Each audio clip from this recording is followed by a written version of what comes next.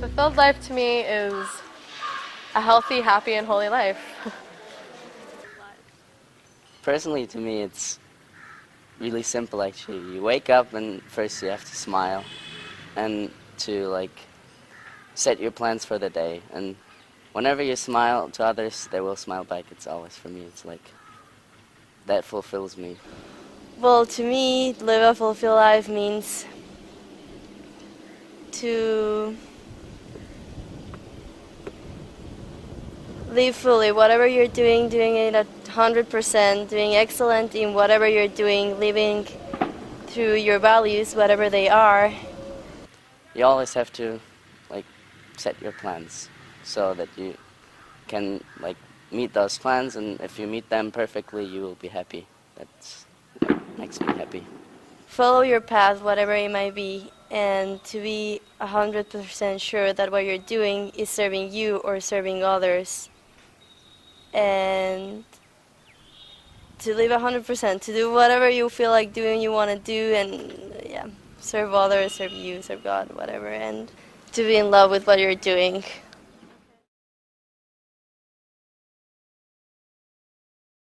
The Yogi Bhajan, he said, we are spiritual beings, have a human experience. And I totally agree with it. And we're here on this earth to experience all this Maya, all this money, all this stuff. And Kundalini and meditation is what brings us out of that. And that's our challenge as beings on this earth. And that's what we have to learn. I read this poster once. I think it was in Manali. It was the Dalai Lama's quote of what is the meaning of life. He said, the meaning of life is, we're on this earth for 60, 70 years at the most, and in that time we live to make other people happy. And I really like that. That's what I figure out. Love. It's love for what you do, for what you believe in, for everything that surrounds you. To learn how to love what you're doing, how you're living, things that you don't like and things that you like.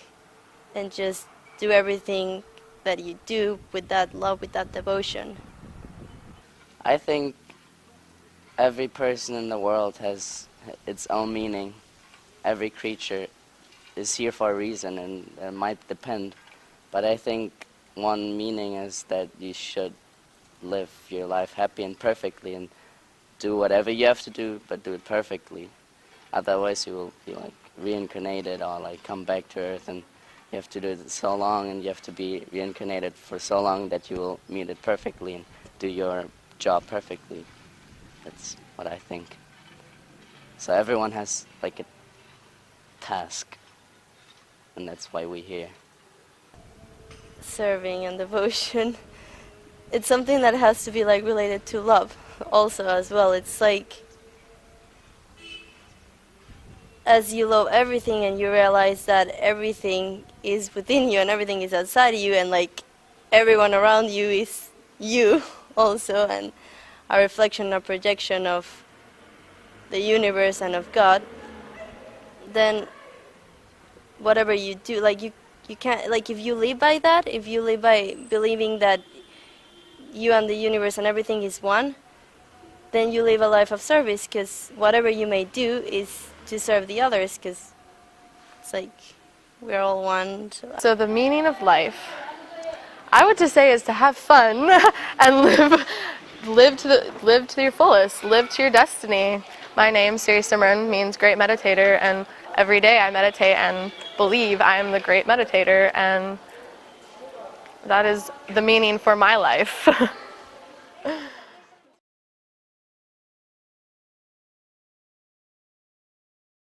Aquarian age, the difference between what we have now compared to what we will have in the future is an overload of electronics, technology that'll just fry our nervous systems by looking at the computer for too long. Anything you want now, you can get at the click of a finger. But that actually does a lot of harm to our insides. It'll mess up the nervous systems. The nervous system will be overloaded, your mind will be flooded with thoughts that you don't need.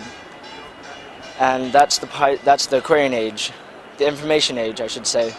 I think we are definitely on a transition, as we know, and you can see it all around the world. You can see all the political problems we're having right now all over the world, Egypt, the economic crisis in Europe, this change and economic growth in India. We're seeing a lot of changes, and like a lot of things that were hidden are not anymore there. Everything is coming to light, and I feel that that's the way it's going to be in the future. We're going through this phase that it might be really difficult, and right now everyone is going nuts because there is so much information and so much energetic change that if you don't meditate, if you don't do yoga, or if you don't have a technique to sustain and contain yourself in this crazy world, then you go cuckoo. Yeah, this is Aquarian age. You get too much information, superficial information, which you actually don't need, and you have to like filter it so that you don't get crazy. And one way to filter it is with the use of yoga, Kundalini yoga, to like don't have too much information in your head, and to get just the right and important information that you need. But it will be crazy, and people will be like freaking out, I think. And it's started like, I don't know, probably like 50 years ago, 100 years ago when the technology came. And people get like psychological diseases, not physical diseases anymore, and there's so much medicine for it, but it's not helping. If you just take like medicine from outside, you have to heal yourself from within. I think it'll come to a place that we live in more like a general consciousness, like a universal consciousness, where we are more aware of our surroundings, more aware of Earth, more aware of the other peoples we're dealing with, and it won't be everything for me, you know. It will be more like of sharing and interacting in a very different way than we were doing in the Piscean age. And it'll be an age of, like Yogi Bhajan said, you will be the teacher. You're not going to be searching for the teacher, because you'll have that. If you work in yourself and you attach to a practice and to a technique, then you'll have the capability of you being the teacher and you containing a space and you being the light towards the people who don't have that. And if that keeps on going, there will be a huge change where at one time we'll all be like in that same state of consciousness and awareness.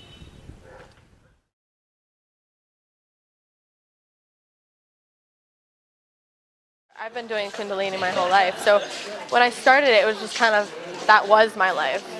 And I didn't know anything else, and so it was like, everyone's like, oh, Kundalini, it's the best thing ever, and I'm like, well, I've been doing it my whole life, I'm not exactly sure what people see in it, because that's just all I've ever known. But I go to MPA and Middipity Academy, and we have this hard, very structured schedule, and Kundalini is a huge part of that, and you learn to just love it, and you get all these amazing experiences. You just push yourself to the very, very limits. Well, it has a lot to do with discipline and your mind. And if you do yoga, it's first hard, like to keep the posture and like to keep up and to not put your arms down or not get out of the posture. And the more you do it, the stronger you get in your head, and the more you control what's going on in your head, and it's called mind. We call that mind in yoga. And if you can control your mind in yoga, and also can control it in school, in your normal life, in relationship with others. Kundalini Yoga is a tool, and what it does for me is it helps me prosper in what I want to do, and so by doing that, I uplift others by giving them an icon to look forward into. So when it comes to meditation and when it comes to yoga, I'm sitting there in the 60-degree angle for 15 minutes or whatever, and the one thing that gets me through is thinking in my mind, you know, like I could just put my arms down and be lame and not push myself, or I could push myself to my limits and feel the amazing effect that it gives me after. For me personally, to have like my meditation, my own practice, my own sadhana, and to extend that in everything in my life. It's not just only meditating, it's doing good at school, being a good friend, being a good daughter, and just expanding that expansion of the self, basically. You kind of just wish everyone would do yoga and everyone would meditate, because then everyone would be enlightened.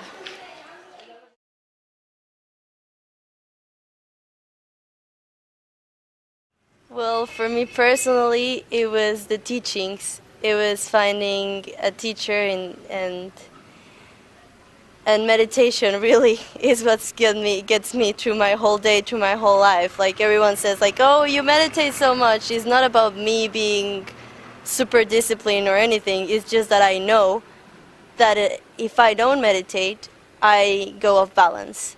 So having a daily practice, whatever it might be, there are tons of different techniques. The one that I found was Kundalini Yoga, and that's the one that has served me. Having a practice is amazing. It's like what sustains me, what gives me the power to go, and it's who I am. It's part of who I am right now. I couldn't change it for anything. It's amazing. And learning how to deal with yourself, how to feel your own true self within yourself, and how to deal with everything that is around you without going nuts. Think about your actions, what you do, what you think.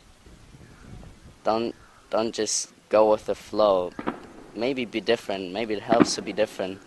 And appreciate yourself. You're great. Everyone is great. And everyone has the ability to do something better and greater than he or she will think. Because we have the power in us. A lot of people just don't know it. Push yourself to your limits and be the best you can be.